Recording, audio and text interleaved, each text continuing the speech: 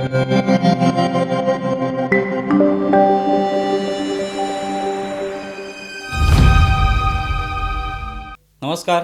News डंकामध्ये मी महेश विचारे आपल्या सगळ्यांचं मनपूर्वक स्वागत करतो. मित्रांनो, न्यूज डंकाचं यूट्यूब चॅनल आपण सबस्क्राईब केलं नसेल तर सर्वप्रथम ते सबस्क्राईब करा. त्यामुळे आम्ही तयार करत असलेले वेगवेगळे व्हिडिओ, वेगवेगळ्या विषयांवरचं विश्लेषण आपल्यापर्यंत पोचू शकेल. आजच्या दिवशी म्हणजे आम्ही हा व्हिडिओ बनवतोय त्या दिवशी शनिवारी पश्चिम बंगालमध्ये मुख्यमंत्रीपदाची शपथ घेतली गेली. शुभेंदू अधिकारी यांनी शपथ घेतली. त्यांची निवड झाल्याचं आधीच घोषित करण्यात आलं होतं. पश्चिम बंगालमध्ये प्रथमच भारतीय जनता पार्टीचं हे सरकार स्थापन झालेलं आहे. मी इतका वर्षांचा इतिहास आहे पश्चिम बंगालचा आणि तो वेगळा इतिहास आहे, रक्तरंजित असा इतिहास आहे. अशा ठिकाणी भारतीय जनता पार्टीचं हे सरकार स्थापन होणं ही एक वेगळी गोष्ट आहे. आत्तापर्यंत डाव्यांचं सरकार राहिलेलं आहे, काँग्रेसचं राहिलेलं आहे आणि आत्ता जे सरकार उलथवून टाकण्यात आलं, अर्थात जनतेनेच उलथवून टाकलं, ते म्हणजे ममता बॅनर्जी यांचं तृणमूल काँग्रेसचं सरकार आणि त्यानंतर भाजपाचंही सरकार आलेलं आहे.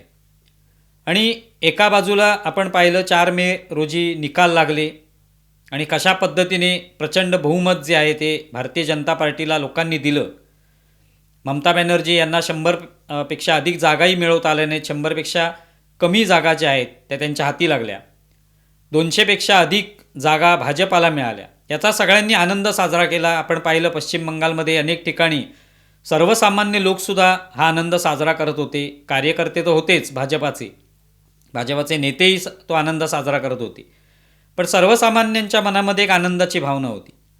पण हे सगळं होत असताना आपण सगळ्यांनी शाबासकी दिली की ज्या पद्धतीने हा प्रचार केला, नरेंद्र मोदी यांनी प्रचार केला असेल, अमित शहांनी केला असेल, त्यासाठी जो घाम गाळला, प्रचंड मेहनत घेतली, रणनीती आखली, डावपेच आखली आणि त्यातून हा विजय साध्य झाला, याचं श्रेयसुद्धा अनेकांनी दिलं, अनेकांनी दिलेलंही नाही. पण ते देतोय आपण आणि ते दिलं जातं.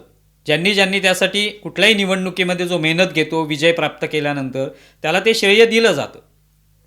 पण हे श्रेय देत असतानाच काही अशासुद्धा व्यक्ती असतात ज्या आपल्याला माहिती नसतात, त्या अज्ञात असतात. अनेक जणांना ते माहिती नसतात चेहरे, ज्यांनी त्या पक्षासाठी, पक्षाच्या वाढीसाठी प्रचंड त्याग केलेला असतो, घाम गाळलेला असतो. एवढंच नव्हे तर आपलं बलिदानसुद्धा दिलेलं असतं, आपलं रक्त सांडलेलं असतं. आणि प्रामुख्याने पश्चिम बंगाल हे असं राज्य आहे ज्या ठिकाणी प्रचंड मोठ्या प्रमाणावर हिंसा वेळोवेळी झालेली आहे. डाव्यांचं सरकार असताना झालेली आहे, काँग्रेसचं सरकार असताना झालेली आहे आणि आता तृणमूलच्या काळामध्ये तर त्याने अगदी टोक गाठलं होतं. इतक्या प्रमाणात हिंसा झाली.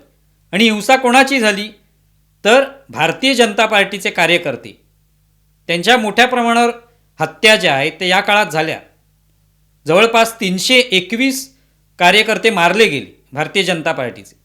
म्हणजे हा दावा तृणमूलचे किंवा काँग्रेसचे किंवा डाव्या आघाडींचे नेते जे ते करणार नाहीत की आमच्या कार्यकर्त्यांच्या अशाच पद्धतीने प्रचंड हत्या झाल्या.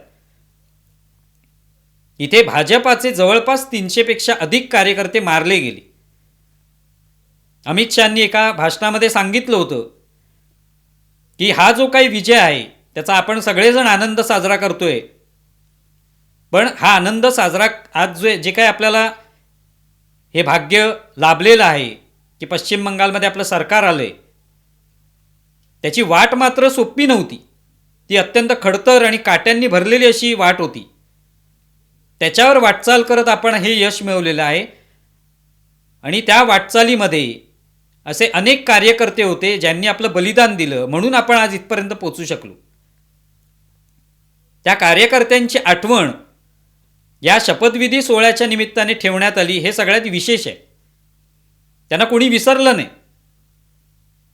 त्यांची आठवण ठेवण्यात आली की त्यांच्यामुळे आपण आज इथे आहोत.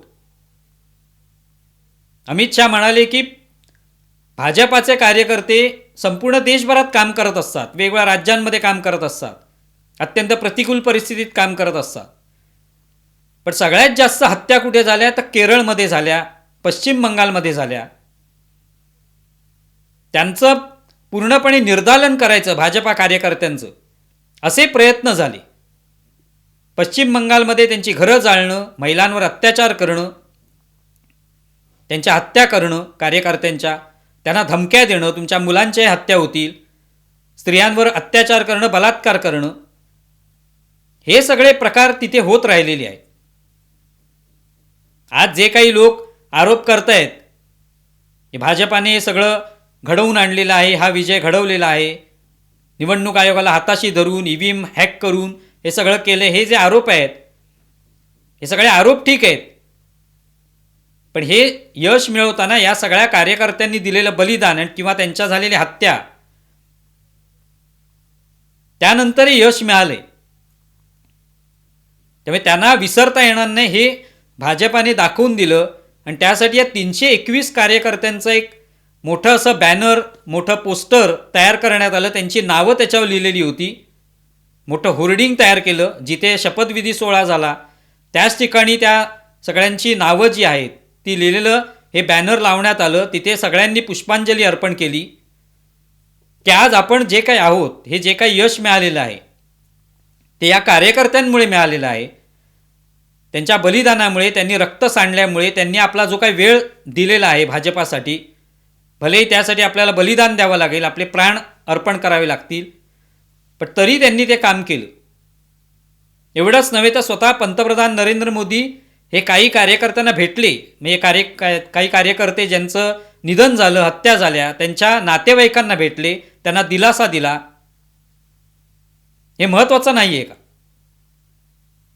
केवळ यश मिळवल्यानंतर आनंद साजरा करणं, आपण हे मोठं यश मिळवलं, सरकार स्थापन झालं, एवढ्यावरच समाधान न मानता त्या कार्यकर्त्यांना न विसरणं हे खूप महत्त्वाचं असतं. या कार्यकर्त्यांची त्यांनी भेट घेतली. देबाशिष मोंडाल असेल, सौमित्र घोषाल असेल, आनंदा पॉल, हे कार्यकर्ते मारले गेले. त्यांच्या नातेवाईकांना नरेंद्र मोदी स्वतः भेटले. हे त्या नातेवाईकांसाठी किती मोठी गोष्ट आहे की आपल्या घरातून एक व्यक्ती, एक तरुण किंवा एक पुरुष रोज भाजपा कार्यालयात जात होता, भाजपासाठी काम करत होता, त्याची हत्या झाली. पण आज त्यांचं सरकार आलं, मात्र त्यांचे प्रमुख नेते हे या कार्यकर्त्यांना विसरले नाहीत. याच सभेमध्ये म्हणजे हा जो सोहळा होता शपथविधीचा, त्याच वेळेला माखनलाल सरकार नावाचे 98 वर्षीय भाजपाचे कार्यकर्ते, RSSचे स्वयंसेवक, हे सुद्धा तिथे आलेले होते. त्यांचा खास सत्कार मोदींनी केला. त्यांना मिठी मारली, त्यांचे पाय धरले, चरणस्पर्श केला, आशीर्वाद घेतले. ही केवढी मोठी गोष्ट होती, कारण त्या माखनलाल सरकार यांच्या पत्नीचाही व्हिडिओ आला, त्यांची प्रतिक्रिया घेतली, तेव्हा त्या केवढ्या खुश झाल्या की माझे पती रात्रंदिवस ही मेहनत करत होते. आणि तो काळ म्हणजे ते 98 वर्षाचे आहेत, म्हणजे त्याच्या आधीचा काळ जो आहे तो किती प्रतिकूल असेल. भाजपाचं तेव्हा काही नव्हतं. आत्ताही 200 जागा त्यांना मिळालेल्या आहेत. पण जेव्हा काही नव्हतं तेव्हा काम करणारी व्यक्ती, ज्यांनी पाया रचला, बीजं रोवली भाजपाची, त्यांना आलिंगन दिलं मोदींनी आणि दाखवून दिलं की तुमच्यामुळे आम्ही आज इथे आहोत. हे सरकार जे स्थापन झाले तुमच्यामुळे स्थापन झालेलं आहे, तुमच्या मेहनतीमुळे स्थापन झाले. त्यामुळे त्यांना विसरलेले नाहीत मोदी.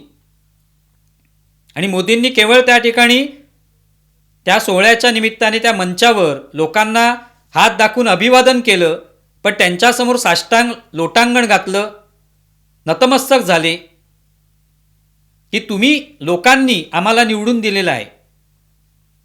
आणि ही जनता एक प्रकारची, त्याला आपण देव मानतो. राजकीय पक्ष हे जनतेला देव मानतात, कारण का त्यांच्यामुळे त्यांना सत्ता मिळते, त्यांच्यामुळे हे काम करण्याची संधी मिळते. तर त्यांच्यासमोर नतमस्तक झाले नरेंद्र मोदी. आणि याचं कारण तेच होतं की या जनतारूपी देवाने परीक्षा बघितली अनेक वर्ष,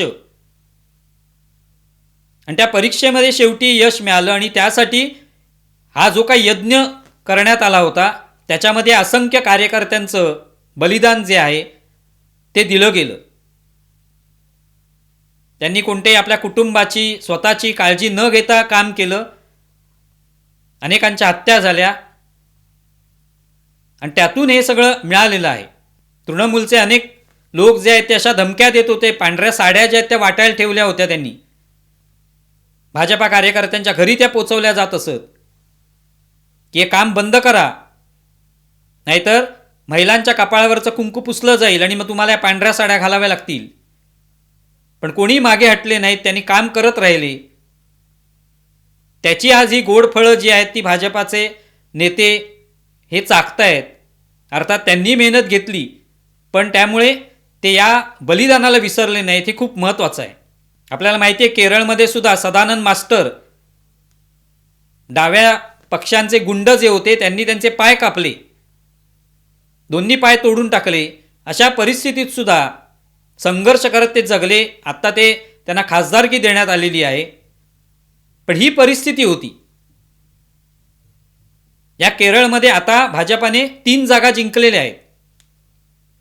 हा कसला तरी संकेत नक्कीच असू शकतो, कारण बंगालमध्ये सुद्धा 2016ला भाजपाकडे 3 जागाच होत्या. त्यानंतर पुढच्या टर्ममध्ये 2021ला त्यांच्या खात्यात 77 जागा आल्या. 77 जागी त्यांनी विजय मिळवला आणि आता 200 जागांपेक्षा अधिक जागा त्यांनी जिंकलेल्या आहेत.